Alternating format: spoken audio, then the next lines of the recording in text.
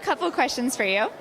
First of all, I would love to hear if you can take me back to the very first time you remember meeting Mr. Ridley Scott. Well, I met him in a meeting for a film, which I eventually made with him. Yes. And it was him and Michael Douglas in the room together. And we had a good time. Michael was jabbing me a little bit, and I jabbed back. And it was fun. And we had a great experience together making a movie called Black Rain. And we became, I believe, very close. As you do when you make movies, you're kind of in the trenches. It's like going to war. Right. And it was a beautiful experience working with Ridley. I learned a lot from him. He gave me a lot of freedom. I hope I contributed in the right way. And he cut my head off, and I moved on. How many years ago was that?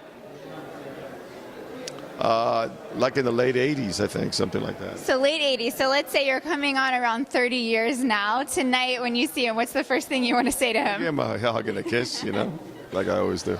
I would love to hear. I know you have a really cool backstory that you did not want to change your last name in Hollywood. Can you tell us about that? Well, that's my name, I didn't know how to go about, living my life with a different identity, so. What kind of precedent do you hope that sets for other actors when they come from a background that, they're able to play these roles that have such diversity, and the importance of that now in 2000? There was, it's different today than it was even when I started in '78. And before me, there was a group, a greater deal of stereotyping, and very little opportunity when people would stereotype you because you were not mainstream in terms of your ethnic background. So times have changed. There's much more roles available.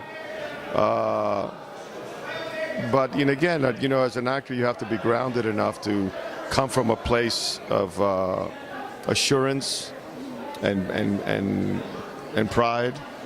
And so I could never really change the name. It's not something I was prepared to do.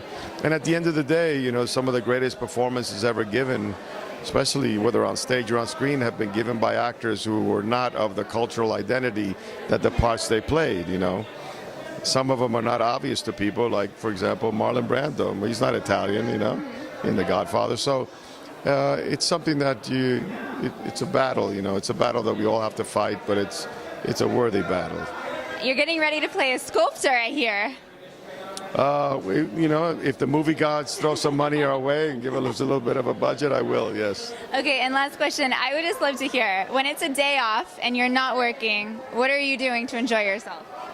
Well, I wake up as a father first. I have 4 kids, and I have a 14-year-old boy, so I got to tend to him, Any last things that you would just like to say? One role I never have gotten to play that I would love to sink my teeth into, because you've done so many.